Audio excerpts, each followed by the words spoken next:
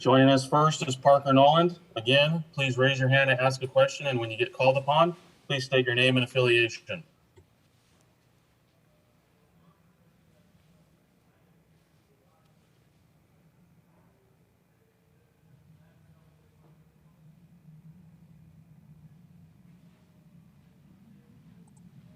We're going to start with Chris Lee. Chris, go right ahead. Chris Lee at VandySports.com. Parker, what kind of scouting report did you guys have on the two guys you faced today? To be honest, we really didn't have much. Just kind of because of the COVID situation, we were preparing for someone different. But we knew if we just stuck to our plan, it would be okay. Next, we're going to go to Aria Gerson. Parker, mentally, what was it like for you guys having to sit through that long delay and knowing that, it wasn't your team that was involved and just waiting around before you were even able to play? It was a little tough. We had to stay focused for sure. Also, the main thing was just staying loose as a team. We do a really good job of that, and it was kind of just fun hanging out with the boys in the locker room. Next up is Robbie Weinstein. Hey, Parker. I guess since the postseason started, and especially in Omaha, it seems like it's been a little bit of a struggle sometimes at the plate. What do you think have maybe been the difficulties for you guys recently? Just kind of getting off our pitches, really. We need a better plan, and we're going to play better offense going forward. We're going to be connected, and we're going to do a better job. Next, Chris Harris. Chris Harris, WSMV in Nashville. Parker, you alluded to it a little bit, but can you just kind of take us through the process of the confusion and then trying to stay focused when everything was happening before the game started? Because it's really not like anything that we've seen so far this year in a year of weird things. Yeah, we were about to go out to the field, about to get ready. I think Rock was actually warming up at the time, and they told us to go back in the locker room and chill out for a little bit, that NC State was going to get some COVID testing done. And for us, it just meant that we had more downtime to relax and get our minds right for the game. Okay, do we have any more questions for Parker? Again, please use the raise the hand function to do so. We'll go back to Chris. Yep, I'll ask one more. What did Corb say after the game as far as kind of resetting and going again tomorrow, when tomorrow there could be different people on the roster? We don't know yet. Yeah, he kind of just told us that we knew that was going to be a tough game just because of the situation and the situation that happened before the game, and just that we had our backs on the wall. We knew it was going to be tough, and we're just excited looking forward. Okay, do we have any more questions for Parker? Parker, thank you for your time. Thank you, guys.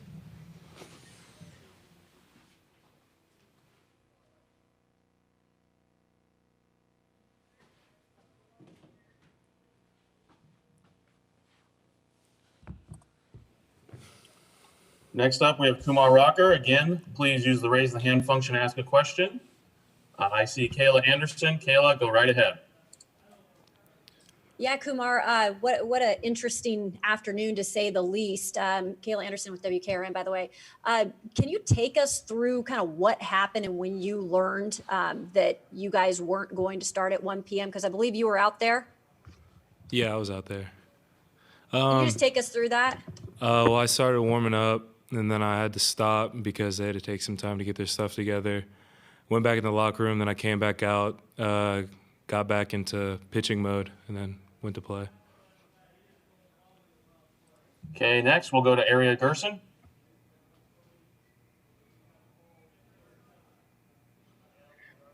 Kumar, what was it like for you having to, go out there first of all after you'd already been warming up, and then you had to go back, and then you had to go back and warm up again, and then also just facing totally different hitters than you might have been expecting?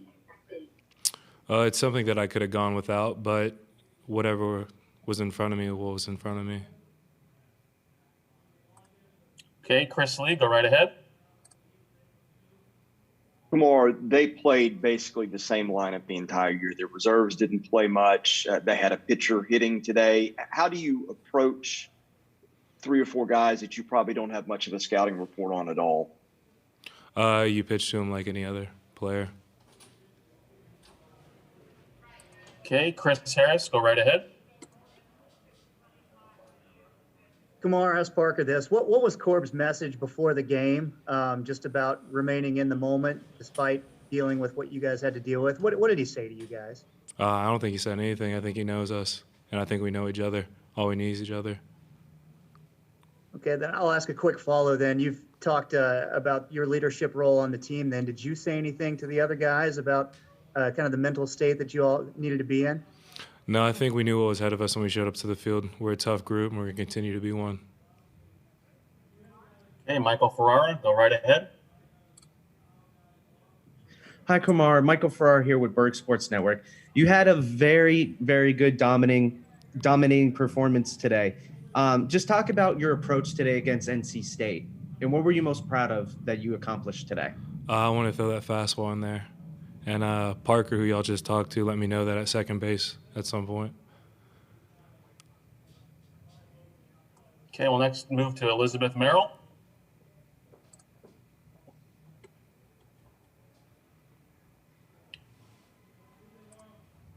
Elizabeth? Hi, Kumar. Elizabeth Merrill, ESPN. I was wondering, with the events of today, how much does COVID kind of still loom in the minds if you're a player? I mean, it's been such a long year. I would assume the tests are a constant reminder, but I'm just kind of wondering, how much is COVID thought about still? I cannot answer for the rest, but personally, nothing for us, really. Okay, do we have any more questions for Kumar? All right, thank you for your time.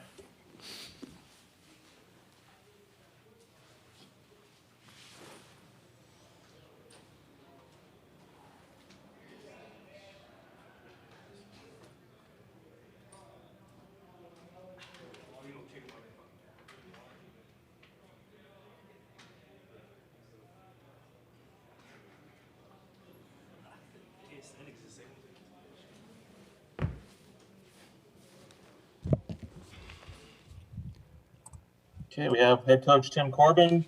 Coach, please open with a brief statement, and then we'll open up for questions. Just a very tough ball game. I thought we pitched extremely well, and we held it together in tough situations. Kumar, getting us deep into the ball game, gave us everything he had, and kept them down. They were tough. They're gritty. They've got some magic with them. You could see that when they played Arkansas. But I thought we certainly pitched well enough. Luke pitching at the end and just getting several 3-2 counts and just kind of holding serve and just getting through and keeping them off the scoreboard. Certainly with Murr and Butler and Tresh coming at the top, they can do a lot of damage. So he was able to contain them, thankfully. Okay, our first question will be Kayla Anderson.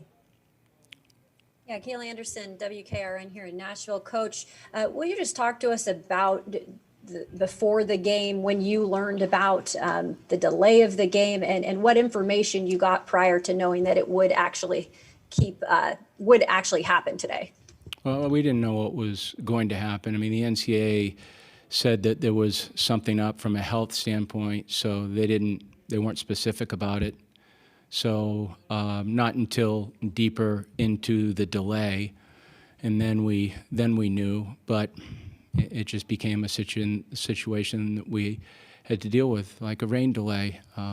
It was North Carolina State situation. It wasn't Vanderbilt's. We just had to be patient and kind of wait it out. Okay, next we'll go to Michael Ferrara. Hi, Coach. Michael Farrar with Berg Sports Network. Just the pitching as a whole, Kumar in the bullpen today, what were you most proud of those guys approaching NC State today? Getting into damage situations with runners at second base and less than 2 outs and just keeping them from scoring. Just the ability to land strikes in tough counts, tough hitters. It wasn't, certainly wasn't an easy game to play. I mean, you could feel it. I mean, it's 3-1, but that's a one-run game. It just was. But I thought, McIlvain did a good job when he had to. But Murph, certainly, I mean, he threw over 50 pitches and he just left everything on the field. I mean, he did what he had to do to keep his team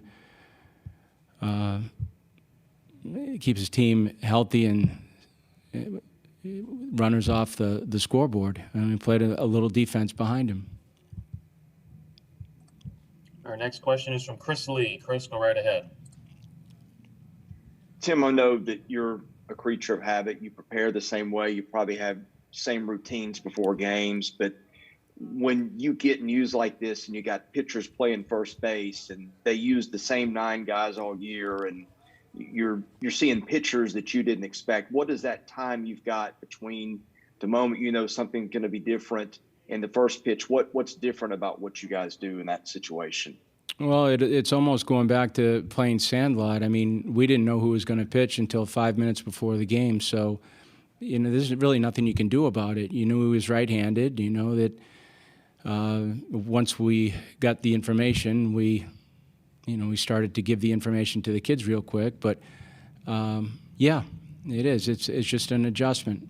But, that's North Carolina State. Their adjustments and their player situations, that doesn't have an effect on us. The nature of the game and the mystery of the game and what was happening, I'm sure. I mean, the kids were wondering what's going on. And holding them in the locker room is just an odd situation. It's one of many last 15 months, for God's sake. But there's nothing you can do about it. Once we got on the field, we just had to play baseball.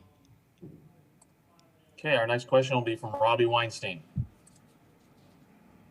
Hey, Tim. I feel like you guys hit the ball well in the regular season, and it's been maybe a little bit more of a struggle recently. Is there any consistent pattern that you've identified, and what do you guys need to do to maybe be able to break out here? Yeah, we're here for a reason, Rob, because we can play offense. We haven't played it at the level that we've played it at times during the course of the year. But at the same time, intertwined with maybe at-bats that weren't so good were at-bats that were really good. And there was inches in certain situations of that ball escaping an outfielder. They had to make good plays today in the outfield. They made several good plays in the outfield in which not just Browns, but balls that they caught in the web and on the run, balls that were blasted. We had about 5 or 6 balls that were blasted in the gaps that they caught. And then other bats that weren't so opportunistic. But it's just, it's a tough day. You have a guy that in pain that decelerates the ball at a level that we haven't seen lately. So it's a rhythm change, and he did good. He kept them in the game too, as did Feeney. That was a gutty pitching outing by both those guys. Our next question will be from Joe Rexrod. Hey, Tim, just wondering how you're feeling right now about your bullpen. Of course, Murphy having to throw a lot of pitches. And was Maldonado just sort of hands off today after as much work as he got the other day? Is he someone you're looking for, to potentially give you a lot of work tomorrow? Yeah, I think we'll just reevaluate Joe tomorrow once we determine who we're going to start first. And then after that, we determine who can pitch. And, Murphy's out, but outside of that, you have people that just haven't been in there yet. But, if you lose a game in this tournament, that's inevitable. You're going to end up throwing some guys that just haven't pitched. So that's going to be the case tomorrow, with Riley and Berkwich and Owen and, whomever. I mean, we can bring Fisher back for sure, and we'll see how Maldonado is before we make a decision on that. But, yeah, we've got guys just like they do. They're probably in a very similar situation to us right now, but we'll find arms that can throw. Next question is from Chris Harris. Tim, at the beginning of the game, at least on TV, the optics were stark when both teams took the lines and stood there, and you guys had twice as many players as were out there. During that time, and maybe even before, just immediately after, what did you think about possibly needing to say to your guys to keep them focused? Did you even think you needed to do that? Or did you believe that, they're going to do the right thing because this is what they've been trained for? Well, yeah, I mean, I think from a focus standpoint, it's an elimination game for us. It's not for them. So regardless of what the situation is, there's there's a lot of different emotions that are going into the game. The mystery of when the game's going to start, the mystery of what it looks like over on that side. But there again, you know, I can't sit down with them just before and go over every little detail. Somewhere you got to gather yourself and say, okay, we just got to play good baseball. We got to free ourselves up to play as well as we possibly can. And at the end of it, you hope for a positive outcome. We got a positive outcome. And at this point, I don't care what it looks like. It doesn't matter. We're still here. We're still playing. And that's all that matters. And there is a toughness component that we've had that has allowed us to get through those moments. And there is something to be said about grit. And we had to do that today, too. Those guys felt it. Our guys knew that that game wasn't going to be easy. They just knew it. I've seen in all the years of coaching baseball, seen a lot of situations like that where you feel like the other team, for whatever reason, has been minimized because of a certain situation. That's a very dangerous situation for the opposition because the other team is playing with nothing to lose. They got nothing to lose. And with some credible arms that are plenty good enough to beat anyone. So, and at that, 5 guys at the top that can wear you out and good players. So, and that's not minimizing the other guys too. I'm pretty sure North Carolina State gives scholarships as well. And all those kids are on scholarship. They can play. We have time for 2 more questions. Our first one, Chris Lee. Hey, Tim, what was the situation with Isaiah today and Troy Leneve and Wright? Were you just wanting to get another lefty in there? Yes. Okay, our final question today is from Robbie Weinstein. Hey, Tim, just wanted to follow up on the pitching situation. Is Jack available tomorrow, and how do you work through that decision with the rest and all that sort of stuff? Yeah, we'll just wait until tomorrow, and when they wake up, we start moving around a little bit. We'll find out what we have and whether Jack is or anyone else for that matter. We'll determine that once they start moving around, once they start throwing, once they start moving their arm. Coach, thank you for your time. Yep. Thank you, guys. Thank you for everyone for participating. You can find a recording of this press conference in the NCAA Digital Media Hub at